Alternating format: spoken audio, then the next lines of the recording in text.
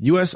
President Donald Trump said Monday he was not confident the Gaza ceasefire would last, despite claiming credit for brokering the agreement between Israel and Hamas.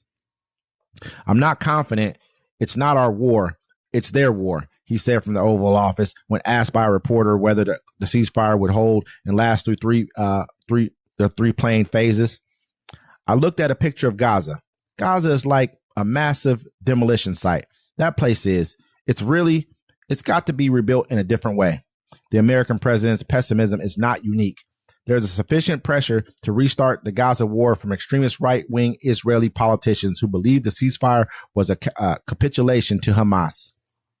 Itamar Ben-Gvir of Israel's Jewish Power Party last week resigned as national security minister, further narrowing Prime Minister Benjamin Netanyahu's slim parliamentary majority.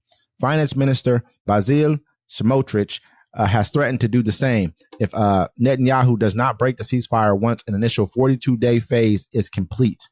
I demand and received a commitment from Prime Minister Netanyahu that Israel return to the battlefield to eliminate Hamas and eradicate this threat once and for all, Smotrich said in a statement on Monday.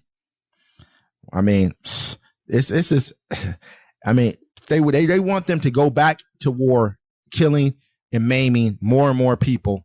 And when they really, because I can't say that. Well, they just launched an attack in the West Bank a couple hours ago.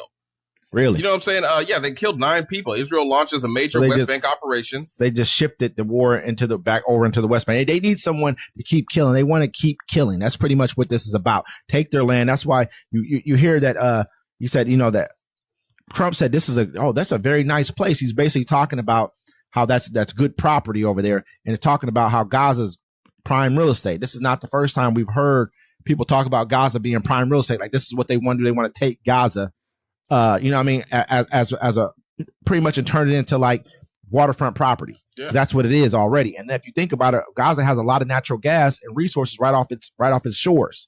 So this is what they've been planning on doing for a while. That's why they're trying to set up Israeli bases inside of there and say it's to keep the peace. But what peace? You've already destroyed everything. Yeah. There's no peace to keep anymore.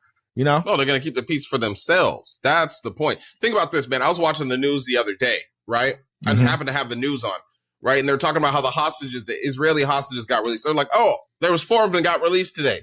I knew their names, ages, and where they were born. The news said it. Then the news was like, yeah, and then dozens of Palestinians were released also. Anyways, on to something else. Yeah, I was like, damn. Yeah, it tells you how they feel about them. They look at them like he said, they call them vermin.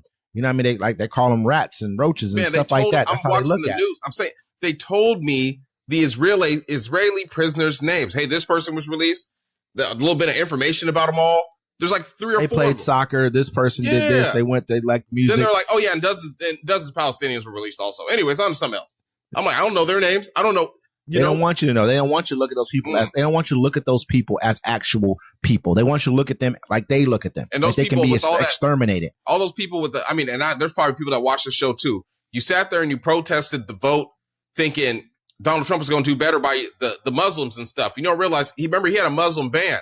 Now, was the current administration doing something about it? No, because they're in an election year and they know who runs the media. But that was your best bet. And Biden, this man's he called Chuck Schumer a Palestinian twice. I mean, he's the one. In my eyes, honestly, I'm not going to say he's the one who. I think October 7th was prompted by the actions of Donald Trump. I'm not going to say just his actions, because there's been years of different genocides being committed by the Israelis. There's been back and forth, but mostly by the Israelis, started by the occupiers pretty much. I would look at it as. But when I look at what he did, coming straight in, all of it, putting Muslim bans in place, taking away the Iran nuclear deal, killing Soleimani, Qasem Soleimani, there's just so many different things, making Jerusalem the capital of Israel. I mean, there's so many things he did to put in place that preempted October 7th in my eyes. That, they already know who he is when it comes to dealing with the Israelis. I got one more here.